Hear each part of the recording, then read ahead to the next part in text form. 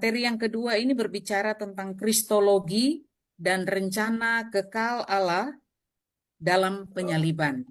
Dan materi ini akan disampaikan oleh Pendeta Dr. Soneta Sihaan SE MTH. Disilakan, Pak. Baik, Ibu, terima kasih.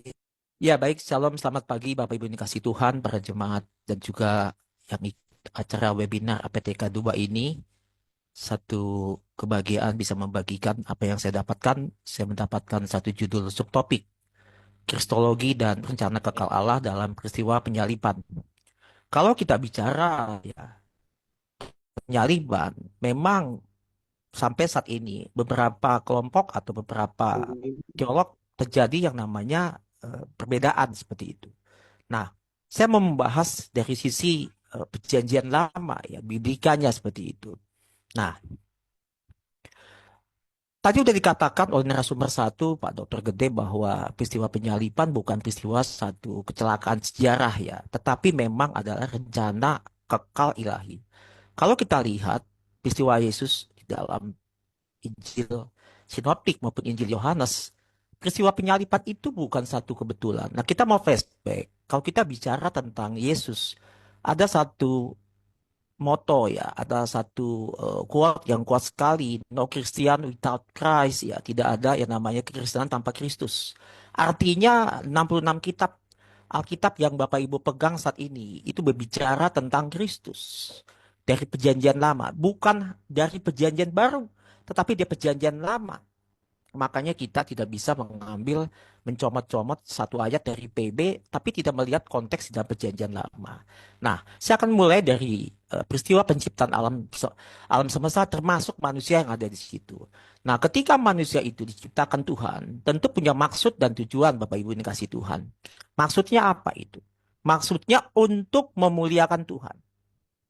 Bukan berarti Tuhan tidak mulia. Tuhan sudah mulia. Banyak ayat-ayat di dalam Mazmur, bahkan ayat terakhir, pujilah Tuhan, ya semua yang bernafas, muliakan Dia. Nah, Tuhan ciptakan itu untuk manusia itu memuliakan Tuhan. Nah, itu diciptakan di dalam satu ruang yang namanya Eden. Ketika manusia itu diciptakan di dalam Kejadian 1, 26 dan 27 dikatakan manusia itu diciptakan menurut gambar dan rupa Allah atau di dalam rupa Allah itu sendiri. Gambar rupa Allah itu sendiri. Gambar di dalam bahasa Ibrani menggunakan kata selem di sana, yaitu kecerdasan berpikir, moral, etika, bahkan juga termasuk ya, free will, punya kehendak bebas. Tapi mungkin itu terlalu filosofis ya.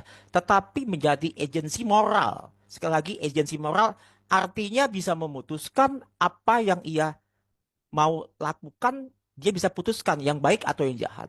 Dan kita tahu di dalam peristiwa itu, dalam Kejadian 2 ketika ciptaan manusia Adam Hawa ini, Tuhan sudah katakan di sana. Ketika Tuhan menguji mereka dengan penciptaan pohon kebenaran dan baik dan jahat itu. Kalau kamu makan, pastilah engkau mati. Sekali lagi, kalau engkau makan, pastilah hukum mati. Nah, apakah itu memang terjadi? Alkitab mencatat dengan jelas dan eksplisit ya. Karena manusia punya keputusan untuk mengambil langkah itu, maka dia menerima tawaran iblis lewat mediator ular pada waktu itu dan dia memakan itu. Dan sejak di dalam itu, di dalam Kejadian pasal 6 ayat 3, umur manusia sudah mulai dihitung 120 tahun yang tadinya diciptakan di dalam unsur kekekalan. Nah, manusia melanggar. Tetapi ketika dia melanggar, kita juga tahu ya, apa akibat konsekuensi kejatuhan itu? Bukan saja rusak, tetapi ada beberapa pandangan yang mengatakan rusak, ada yang mengatakan hilang. Bahkan Paulus dengan secara eksplisit mengatakan manusia telah kehilangan kemuliaan Allah. Tapi John Calvin mengatakan sisanya masih ada. Karena punya hati nurani yang masih ada sisa untuk mencari Allah itu. Nah, kita lihat apa yang dikatakan oleh Paulus telah kehilangan kemuliaan Allah. Tadi dikatakan bahwa diciptakan menurut gambar dan rupa Allah. Rupa Allah itu holiness, jubah kekudusan. Kekudusannya itu sudah hilang. Makanya di dalam Kejadian 6 ayat 3, manusia itu umurnya sudah mulai dihitung. Sekali lagi, peristiwa ini adalah manusia yang sudah memiliki moral mengambil keputusan untuk melanggar perintah Allah itu. Sehingga manusia itu jatuh ke dalam dosa. Nah, kalau kita lihat, saya mencatat ya, bahwa rencana ilahi pasca kejatuhan manusia itu tidak berhenti sampai di situ. Kita tahu bahwa tanggung jawab manusia itu bukan berarti Allah disalahkan sebagai pelaku dosa. Ya, kita tahu bahwa beberapa hari ini saya tidak menyebut nama, ya, ada seorang hamba Tuhan, mungkin polemikus-polemikus yang mengatakan bahwa kejatuhan manusia adalah skenario-nya Allah seperti itu. Kalau memang skenario-nya Allah, betapa brutal sekali Allah kita itu. Dia menciptakan yang namanya manusia itu yang dikatakan gambar dan rupa Allah. Tetapi dia melakukan kejahatan yang sangat luar biasa, yang sistematik, bahkan terukur seperti itu. Nah, Alkitab juga mengatakan dengan jelas bahwa ada dua sisi. Allah yang berdaulat ditambah dengan manusia yang bertanggung jawab. Apa maksudnya berdaulat itu? Dia mengatur, dia mengontrol, dan dia tahu di dalam kematahuannya itu bagaimana manusia yang akan diciptakannya itu nanti. Jadi dia tahu, bukan merencanakan, tetapi di dalam kematahuannya dia tahu ke depan seperti apa. Nah, kita lihat masuk yang kedua. Di dalam peristiwa itu juga, ketika Allah mengusir manusia itu, Allah tidak diam sampai di situ. Sekali lagi, Allah aktif, bukan pasif. Saya mengutip apa yang dikatakan di dalam Kejadian 3 ayat 15 ya, bahwa di sana dikatakan, aku akan mengadakan permusuhan antara engkau dan perempuan ini, antara keturunanmu dan keturunannya akan meremukan kepalamu, dan engkau akan meremukan tumitnya. Ini adalah big battle-nya Tuhan dengan kejatuhan dosa itu oleh iblis itu. Sekali lagi, big battle. Jadi sudah ada yang namanya satu pertempuran yang direncanakan Tuhan, aku akan mengadakan. Dan puncaknya nanti itu adalah dalam finalitas Kristus. Jadi manusia yang Tuhan itu, dalam relasi dengan Tuhan itu, yang dikatakan dalam bahasa Latin imago Dei itu sudah rusak. Dan kejatuhan manusia, jelas itu adalah pemberontakan dan upah dosa ialah maut dan mati kekal atau kengerian kekal. Tetapi dikatakan bahwa dalam proto-evangelium itu, di dalam Kejadian 3:15 itu, Allah sudah mengadakan satu rencana untuk pertempuran atau big battle itu.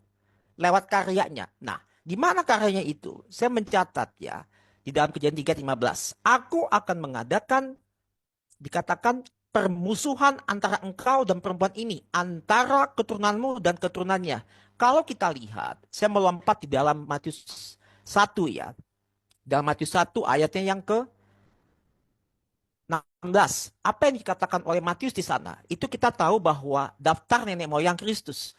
Di dalam ayat yang ke-16 dikatakan, Yakub memperanakan anak, Yusuf suami Maria, dari Maria lahir Yesus yang disebut Kristus. Sekali lagi, dari Maria lahir yang disebut Kristus. Bukan dari Yusuf. Kalau kita lihat di dalam ayat 1, 2, 3, Abraham memperanakan Ishak, Ishak memperanakan Yakub, dan seterusnya. Artinya Maria itu sejalan dengan apa yang dikatakan di dalam Kejadian 3:15, keturunan perempuan itu. Nah, Maria itu perempuan. Jadi benihnya itu adalah benih ilahi. Nah, jadi Allah langsung memberi semacam janji keselamatan, semacam prototipe bahwa nanti bahwa manusia itu akan diselamatkan lewat karya penebusan itu. Nah, benih perempuan itu akan mengalahkan ular. Nah, sekarang kita lihat ini tentang proto-evangelium dan tipologinya. Ada beberapa hal yang mau saya sampaikan tentang ular. Bicara ular, tentang bicara kuasa dosa, si jahat yang menipu. Kita tahu bahwa sebelum kejatuhannya ini, dia adalah malaikat yang pintar, ya, cerdas seperti itu. Tetapi karena pemberontakannya, ia dibuang ke bumi. Dan dia menjadi salah satu binatang yang memang cerdik untuk menangkap mangsanya. Hawa menjadi santapannya dan jatuh ke dalam dosa bersama-sama dengan Adam. Nah, di dalam Kejadian 3:15 dikatakan ya, ular itu ya, si penipu itu akan diremukan kepalanya. Dan itu diremukan oleh siapa? Oleh benih perempuan yang dikatakan Yesus Kristus sebagai puncak finalitas dari penggenapan proto-evangelium atau Injil pertama itu. Nah, bagaimana caranya itu? Caranya yaitu apa? Di Kejadian 3:15 itu sudah dikatakan bahwa tumit yang terluka. Berarti ada yang namanya Via Dolorosa, jalan salib. Bagaimana Yesus itu berdarah-darah untuk sampai ke sana. Dan kepala yang diremukan. Kita tahu kalau binatang ular ini, ya analogi binatang ular ini. Ular itu kalau dilukai bagian ekor atau bagian badannya, dia masih bisa hidup. Tetapi kalau kepalanya dihancurkan, maaf, kepalanya dihancurkan, maka selesai sampai di situ. Nah, ini adalah gambaran tentang proto-evangelium itu. Bahwa Allah lah sudah merencanakan hal itu ke depan tentang benih perempuan itu. Jadi, rencana Allah itu bukan peristiwa yang boleh dikatakan kebetulan dengan sejarah. Ya, beberapa polemikus 2-3 tahun yang lalu ada yang mengatakan kalau begitu orang-orang seperti Farisi, orang-orang seperti pengikut Kristus Yudas ya, pantas mendapat bintang 5. Ada yang mengatakan seperti itu. Ini kan sangat aneh gitu ya. Berarti karya keselamatan itu ada andil sedikit dari orang-orang yang dipakai oleh iblis itu. Jadi bertolak belakang seperti itu. Nah, kita lihat di dalam kerangka hermeneutik ya, dalam perjanjian lama. Perjanjian lama itu banyak berbicara tentang Yesus Kristus. Bahkan kalau kita lihat ya, secara eksplisit saya bacakan di dalam Lukas 24 ayat yang ke-44 ya. Lukas 24 ayat 44. Karena seringkali kita lupa mengabaikan dalam perjanjian lama ini. Dikatakan begini. Rasul Lukas ayat 44. Ia berkata kepada mereka, inilah perkataanku yang telah kukatakan kepadamu ketika aku masih bersama dengan kamu. Yakni bahwa harus digenapi semua yang tertulis tentang aku dalam Taurat, Musa, Pentatuk, Kejadian, Keluaran, Imamat, Bilangan, Ulangan, Nabi-Nabi, dan Mazmur. Ini yang bicara Yesus. Semua yang tertulis tentang Yesus itu harus digenapi. Termasuk proto-evangelium itu. Injil pertama atau kabar sukacita itu. Jadi Allah itu sebenarnya sayang kepada Adam Hawa itu. Bahkan dia kenakan ya baju atau ya pakaian dari kulit domba itu. Made in heaven, buatan surga, bukan buatan manusia. Buatan manusia ketika mereka menutup kemaluan mereka dengan menggunakan pohon ara, tetap manusia masih bisa dilihat ketelanjangannya. Tetapi Tuhan menciptakan yang spesial, made in heaven, yaitu buatan surga, itu tipologi dari keselamatan manusia. Nah, puncaknya di mana? Puncaknya adalah lewat karya keselamatan di dalam Yesus Kristus. Jadi penggenapan dari PL itu adalah dalam PB. Jadi satu kesatuan bicara perjanjian lama dan perjanjian baru. Yaitu kisah tentang redemption atau penebusan. Sekali lagi penebusan. Mazmur 50 atau 51 mengatakan dosa itu hutang. Dikatakan kalau engkau makan pasti mati. Jadi harus ada orang yang menggantikan posisi manusia itu. Sekali lagi harus ada orang yang menggantikan posisi manusia itu. Dan dia harus punya dua natur. The fully God and the fully man. Allah sejati dan manusia sejati. Karena memang Allah yang tidak berdosa dan memang manusia yang ditebus, makanya dia berinkarnasi, yaitu Yesus Kristus Tuhan. Makanya dia punya dua natur. Kristologinya di sana. Nah, kristosentrisnya adalah pusatnya Kristus, bukan jahat. Sekali lagi, bukan jahat. Kristologinya adalah Yesus. Saya mencatat ya, apa yang dikatakan oleh Injil. Biar kita melihat data-data ini, saya nggak katakan kalimatnya ya, tapi ada beberapa kutipan-kutipan di dalam Matius 26 ayat 54, Matius 26 ayat 56, Markus 14 ayat 49, Markus 22 37 sampai Lukas 24 sampai 44 dan Yohanes 19 sampai 24. Itu bicara tentang bagaimana Yesus yang harus menderita ditulis oleh Matius, ditulis oleh Lukas, bahkan Yohanes menurut kitab suci. Menurut kitab suci itu diulang-ulang. Artinya apa? Bukan konspirasi jahat iblis, tetapi menurut kitab suci. Masih banyak ayat lain seperti itu. Apa yang kita bisa dapatkan dari distingsi ini? Allah berdaulat memimpin. Allah memegang sejarah itu. Dan pelaku kejahatan tetap bersalah. Manusia memang tetap bersalah. Nah, tujuan Allah di dalam proto-evangelium itu untuk kemuliaan Allah dan keselamatan umat manusia. Saya selalu mengatakan begini, tujuannya apa Yesus datang ke dunia ini? Orang selalu mengatakan untuk menebus dosa. Nggak salah, itu benar. Tapi bagi saya ketika saya membaca tujuannya pertama itu, ya ketika kejadian di Taman Eden itu diciptakan menurut gambar dan rupa Allah. Untuk mengembalikan gambar rupa Allah itu bagi kita. Makanya Paulus mengatakan, siapa yang dalam Kristus, ia menciptakan baru. Yang lama sudah berlalu, sesungguhnya yang baru sudah datang. Mengembalikan prototipe manusia itu. Kita lihat pernyataan dalam perjanjian baru ya tentang Yesus yang berotoritas. Kita sampai pada puncaknya ini. Nah, ramai memang beberapa polemikus yang mengatakan itu adalah rencana jahat atau konspirasi jahat. Atau mungkin itu juga mengatakan rencana iblis ya. Dikatakan seperti itu. Nah, saya tidak tampilkan ayat-ayatnya lebih banyak tapi hanya 2 ayat di sini. Yohanes 10 ayat 17 sampai 18. Kita tahu bahwa apa yang dikatakan Yesus di sana. Aku memberikan nyawaku kepada Bapakku. Aku memberikan tetapi juga berkuasa untuk mengambilnya kembali. Jadi Yesus menyerahkan nyawanya itu.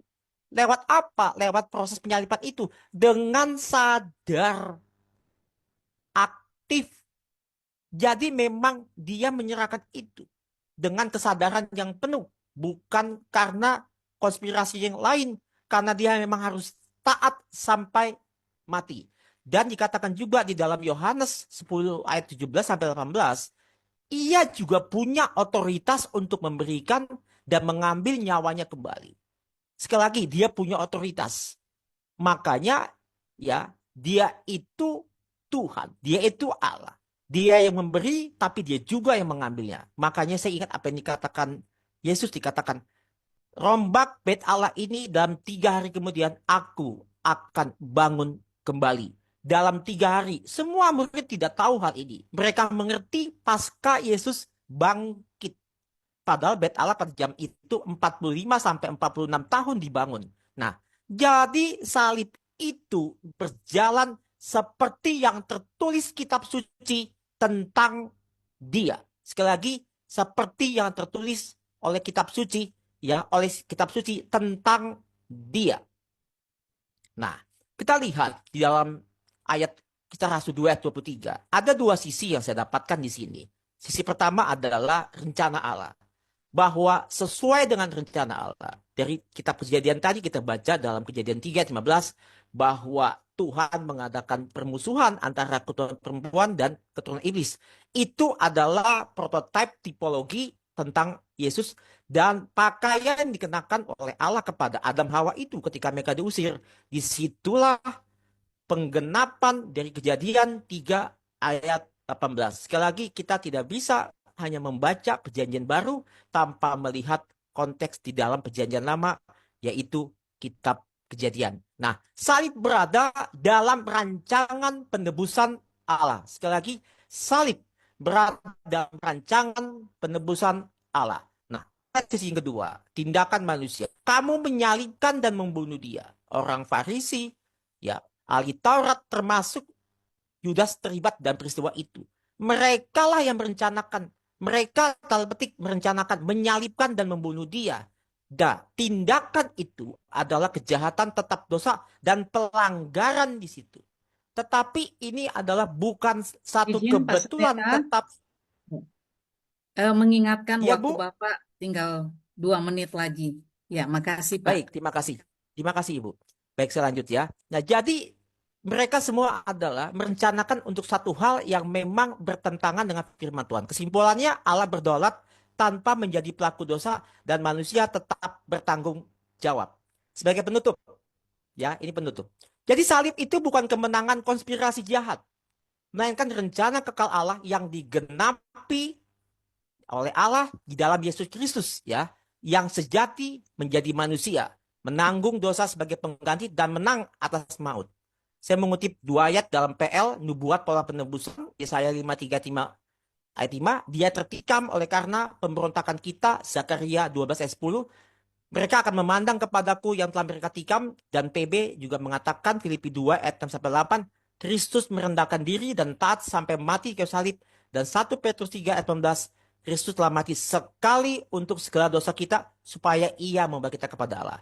Jadi, Kristologi menegaskan salib adalah jalan anak Allah menyelamatkan, direncanakan Allah di dalam Kristus dan menjadi dasar pengharapan gereja. Terima kasih. Tuhan Yesus memberkati. Saya kembalikan kepada moderator. Silakan, Bu. Ya, terima kasih Pak Pendeta Soneta Siaan.